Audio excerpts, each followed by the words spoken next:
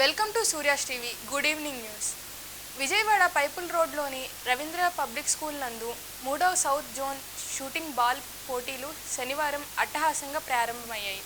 ఈ పోటీలను మాజీ శాసనసభ్యులు బోండా ఉమామహేశ్వరరావు ప్రారంభించారు.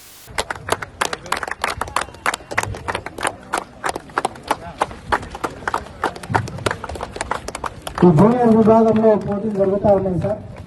మొత్తం 6 జిల్లాల నుండి సుమారు 320 మంది క్రీడాకారులు, 100 మంది కోచ్లు, మేనేజర్లు మరియు టెక్నికల్ అఫీషియల్స్ అందరూ కూడా విచ్చేయడం జరిగింది.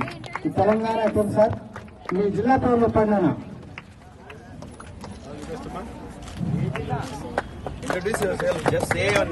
మీ పేరు, మీ జిల్లా పేరు చెప్పండి.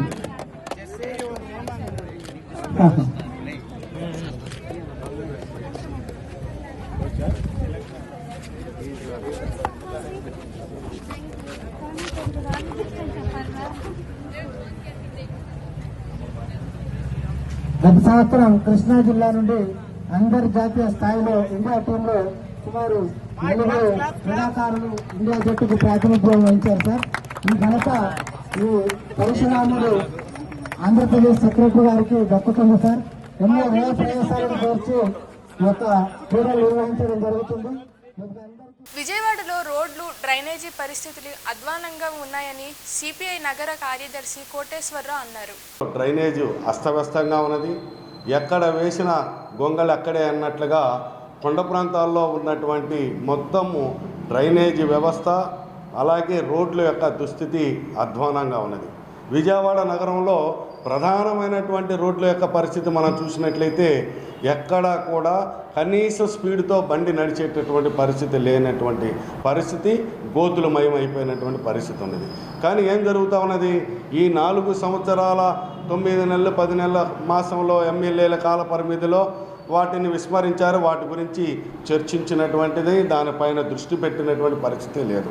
కార్పొరేట్లు అంటే ఇక చెప్పనక్కర్లేదు. ఆవు చేలో మేసే దూడ గట్టు మీద మేదన్న చందంగా కార్పొరేటర్లు కనీసం సమస్యలు పట్టించుకున్నటువంటి పరిస్థితి ఎక్కడా లేదు. ఉదాహరణ చూస్తే ఒక లో బ్రిడ్జి చాలు, నగరానికి నడిబొడ్డుగా అనుసంధానంగా అటు పాత బస్సుకి అలాగే ఆ 2 టౌన్ వైపుకి అనుసంధానంగా ఉన్నటువంటి లో బ్రిడ్జి చూస్తే నిత్యం మురుగునీరుతో పారుదలయ్యేటటువంటి పరిస్థితి. నగరంలో పాలకుల యొక్క దుస్థితిగా అద్దం పడుతుంది లో బ్రిడ్జి అనేటటువంటిది సిపిఐగా విజ్ఞప్తి చేస్తా ఉన్నాం. ఇన్ని సంవత్సరాలు విస్మరించి నిన్న కమిషనర్ గారి దగ్గర కార్పొరేటర్లు, మేయరు, ఎమ్మెల్యే గారు, ఎంపీ గారు అందరూ కూడా సమీక్షా సమావేశం, నగర సమగ్ర అభివృద్ధి కోసం అనేటటువంటిది సమావేశం ఏర్పాటు చేయటం అంటే హాస్యాస్పదంగా ఉన్నది. ఎందుకంటే వచ్చేది ఎన్నికలు. ఈ ఎన్నికల్లో ప్రజల్ని మభ్యపెట్టాలా, ఆ అదనపు వాగ్దానాలు ఇవ్వటం, ఈ వాగ్దానాలతోటి మరలా అధికారంలో రావాలనేటటువంటి. చంద్రబాబు చేస్తున్న అవినీతిని ఆ పార్టీ సీనియర్ నేతలే చెప్తున్నారని సీనియర్ వైసీపీ నాయకులు ఆకుల శ్రీనివాస్ తెలిపారు. ప్రజలకి అట్లాగే వైఎస్ఆర్ కుటుంబ సభ్యులందరికీ సంక్రాంతి శుభాకాంక్షలు. మీడియా మిత్రులకు కూడా సంక్రాంతి శుభాకాంక్షలు తెలియజేస్తూ, ఈ రోజున తెలుగుదేశం పార్టీ అవినీతి కంపుని ఈ రోజున బయటపెడుతున్న అనేక మంది వ్యక్తులు, రాయపాటి రంగారావు లాంటి వాళ్ళు, అట్లాగే కేసినేని నాని గారు లాంటి వాళ్ళు అనేక మంది ఈ రోజున బయటకు వచ్చి దాంట్లో ఏ రకమైన అవినీతి జరిగింది, తెలుగుదేశం పార్టీ ఏ ప్రాజెక్టులో ఎంతెంత తినేశారు, లక్షల కోట్ల రూపాయలు ఏ రకంగా అవినీతి జరిగిందనేది ఈ రోజున ప్రతి ఒక్కళ్ళు వాళ్ళ వ్యక్తిగత అభిప్రాయాల నుంచి పార్టీలో ఏమి జరిగిందనేది కూడా ఈ రోజున వాళ్ళు బయటపెడతాం జరిగింది. మరి ఉదాహరణకి ట్రాన్స్ట్రాయ్ కంపెనీ అధినేత రాయపాటి రంగారావు గారు ఈ రోజున చంద్రబాబు ఫోటో ఎంత కసిగా విసిరేసి పాల్గొడతాం అనేది ఈ రోజున మనం అందరం ప్రచార మాధ్యమాల ద్వారా చూసాం. పోలవరం అనేది ఉత్త బూటకం, అది ఉత్త నాటకం. కేవలం అది డబ్బు సంపాదించే సంస్థలాగానే ఏటీఎం ప్రధాని నరేంద్ర మోడీ గారు చెప్పినట్టుగా అది ఏటీఎం సంస్థగా దాన్ని వాడుకున్నారనేది ఆ రోజున ప్రధానమంత్రి చెప్పాడు. ఈరోజు సాక్షాత్తు ఆ పార్టీలో సంబంధం ఉండి ఆ కంపెనీ ట్రాన్స్ట్రాయ్ కంపెనీ ఏదైతే ఆ ప్రాజెక్టుని చేపట్టిందో వాళ్ళు ఈ రోజున దానిలో ఉన్న అవినీతిని బయటపెడతాం జరిగింది. మరి సోమవారం పోలవరం అనే యాత్ర పెట్టింది, అది కేవలం డబ్బు సంపాదించుకోవటానికే. అవినీతి డబ్బులు ఎయిడెడ్ నుంచి ప్రభుత్వంలో విలీనం అయిన అధ్యాపకులు తాము ఎదుర్కొంటున్న సమస్యలపై చర్చించి నిర్ణయం తీసుకునేందుకు శనివారం విజయవాడలో సమావేశమయ్యారు. అన్ని అవకాశాలు కల్పిస్తామని చెప్పగా మేము గవర్నమెంట్లో విలీనం అవడానికి మాత్రమే మా యొక్క సంసిద్ధతను వ్యక్తం చేసాం తప్ప మిగతా విషయాలు ఏమీ కాదు. కానీ ఇప్పటి వరకు కూడా మేము వచ్చి ఇప్పటికి 2 సంవత్సరాలు గడిచిపోయినాయి. ఈరోజు కూడా సర్వీసుల విషయమై పోలా భాస్కర్ గారు ఉదాసీనంగా వ్యవహరించడం అనేది మా ఎయిడెడ్ అధ్యాపకులు చాలా ఆందోళన కలిగించే విషయము.